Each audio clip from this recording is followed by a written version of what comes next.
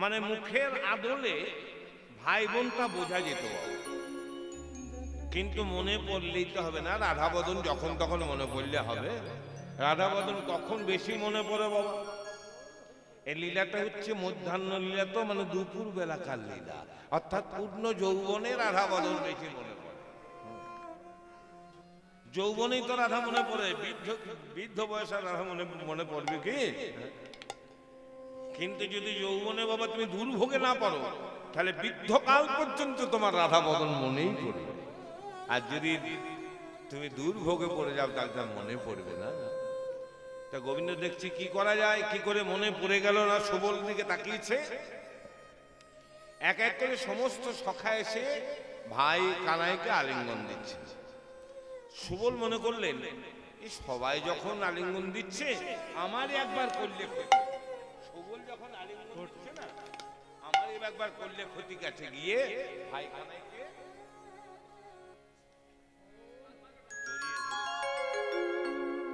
যেই জড়িয়ে ধরেছে, অমনি রাধার দিকে, রাধার বদন মনে পড়ে যাওয়ায় গোবিন্দের আর খেলা হচ্ছে। এক পাশে নীরবে দাঁড়িয়ে আছে। বলছে, কানাই, হ্যাঁ রে কানাই, যখন অন্যান্য সখারা তোকে আলিঙ্গন করলো, তখন তুই তো কই বিরস হলি না। আমি যে আলিঙ্গন করলাম, অমনি তুই বিরস হয়ে গেলি কেন? ও বুঝেছি, আমার এই দেহটা লৌহ বস্তু, লোহার মতো দেহ, তো তাই তোর কমল অঙ্গে আঘাত লেগেছে কানাই, তাই না? কানাই রে, তোকে ওরে রে হারে রে কানাই রে, তুই তো কাঁদি করেছি বলে, করেছি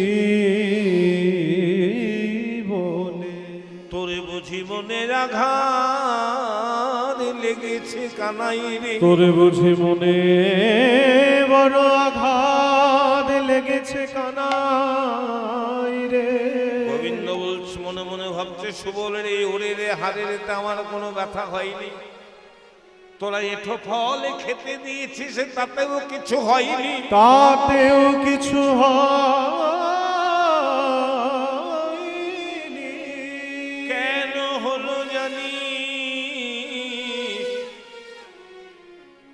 ওরে অগুরু চন্দন, বিনয় বচন দিলে না যা হয় সুখ।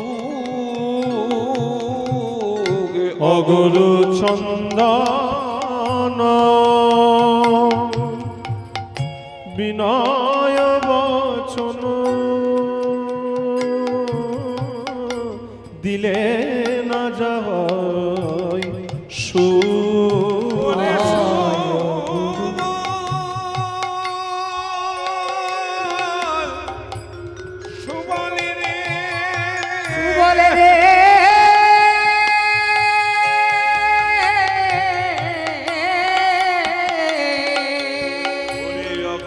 চন্দন বিনয় বচন দিলে না যা হয় গুরু চন্দন বিনয় বচন দিলে নাই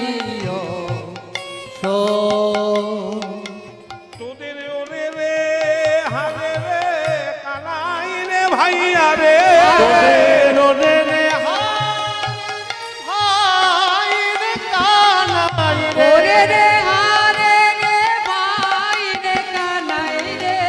শুনিলে বারয়ে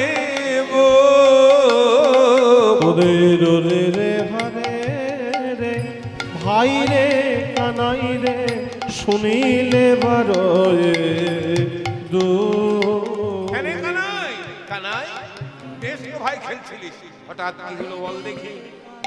কানাই বলছে, কেন মনে পড়ালি, কেন মনে পড়ালি, কেন মনে পড়ালি, মনে পড়ালি, বলি বলে বলে কেন মনে পড়ালি, বল বল কেন মনে পড়ালি, আমার প্রেমময়ী বিনোদিনী বল বল কেন মনে পড়ালি আমার প্রেমময়ী বিনোদিনী বলে বলে কেন বাড়ালি ও খানাই, তাই বল তোর রাধা বদন মনে পড়েছে, কিন্তু মনে পড়লে এখন কোথায় পাবো আমি রাধারানীকে? তা শোন ভাই, তোর যখন রাধা বদন মনে পড়ছে তোকেই ব্যবস্থা করতে হবে। আমি কি করে ব্যবস্থা করবো? তোকে আনতে হবে রাধারানীকে। আমি কি জটিলা ঘর যাবো নাকি রাধারানীকে আনতে? যেতে হবে না, এইখানে তো ডাকলেই আসবে। তা শোন, ডাকবে এখানে তো দাদা বলরাম আছে গো, দাদা বলাই আছে। দেখুন, দাদা থাকলে তার রাধার সঙ্গে কথা বলা হবে না? হবে। দাদাকে দেখলেই রাধা তখন কি করবে মা? দেখবেন দাদাকে দেখলেই রাধা তখন তাড়াতাড়ি, দাদাকে দেখেই রাধা। কিন্তু এখন তার সেদিন নাই।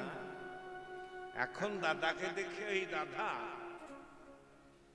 ঝাড়খণ্ডে এখনো কিছু কিছু জায়গায় আছে, কিন্তু আমাদের বেঙ্গলে নাই বললেই হয়। বেঙ্গলে মাথায় কাপড় দেওয়ায় একে তো মাথায় বেশি চুল নাই, তাতে আবার সিল্কের শাড়ি, যদিও চেষ্টা করে খুলে পড়ে যায়। তা দাদাকে দেখে রাধার কথা বলা যাবে না। দাদা বলরাম খুব চালাক। কি করলেন? শীতল তরুর ছায় সুতল দাদা বলা, শীতল তরুর ছাই সুতল দাদা বলাই, শীতল তরুর দাদা বল শীতল তরুর ছাই সুতল দাদা বলাই, কপট নিদর ছলে কপট নিদ্রার ছলে ছলে কপট নিদ্রার ছলে। দাদা বলরাম কপট নিদ্রা ছলে শুয়ে পড়েছে, মানে নিচে করে ঘুমিয়ে গেলেন। দেখুন, যে সত্যি করে ঘুমোয় তাকে টুক করে জাগানো যাবে। হ্যাঁ মা, যদি সত্যি সত্যি কেউ ঘুমোয় তাকে দেখবেন দুবার ডাকলেই সারা দেবে। আর যদি মিছে কথা করে কেউ কেউ ঘুমোয় মা, তাকে যতই ডাকো সে সারাই দেবে। হ্যাঁ দেবে, কারণ তো ঘুমোয় নাই। জগতে যে জেগে জেগে ঘুমোয় তাকে জাগানো যায় না, আর যে সত্যিকারে ঘুমোয় তাকে জাগানো যায়। তখন বলরাম শুয়ে পড়েছেন। কৃষ্ণ আমার অন্তর্যামী সব জানেন যে দাদার কি মনের ভাব। বলছে, দাদা গো তুমি ঘুমালে নাকি? দাদা গো তুমি দাদা গো তুমি ঘুমালে নাকি? দাদা গো তুমি ঘুমালে নাকি? দাদা গো তুমি ঘুমালে নাকি? বলে দাদা গো তুমি ঘুমালে ও নাকি? দাদা, দাদা, দাদা গো, ও দাদা, দাদা, ও দাদা। সারাই দেয় না। দাদা তো ঘুমোয় নাই, দাদা তো জেগে আছে। কিন্তু জেগে থাকলেও মনে একটা সিক্ত কামনা আছে। কি কামনা? ভাই কানাই রে, তুই আমাকে জাগাস না, আমি ঘুমিয়ে আছি মনে কর।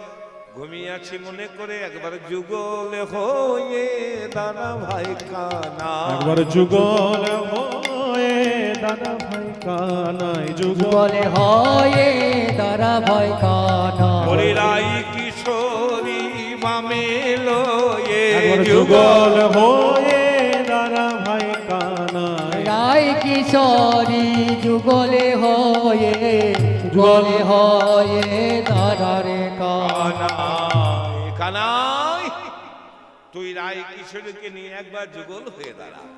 কারণ আমাকে বড় কেন করলি ভাই রে? গোবিন্দ মনে মনে বলছে, দাদা গো, জগতে যে বড় কাজ করে তাকে কি আমি ছোট করতে পারি?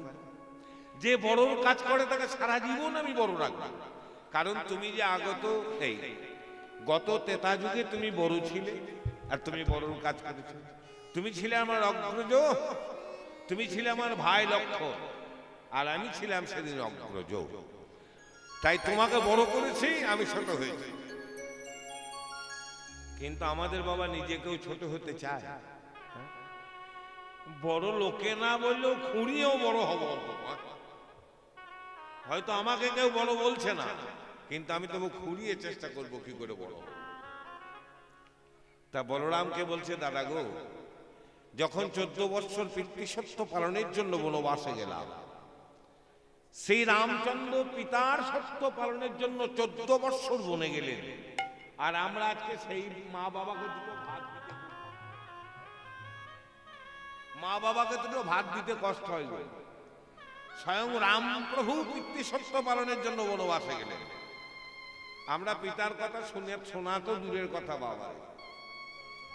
দেখবেন শিব চতুর্দশী কি জল ঢালার ধুম রে বাবা, কাঁধে বাঁক নিয়ে নিয়ে ভোলে বোম সবাই দেখছে এখন দেখছে।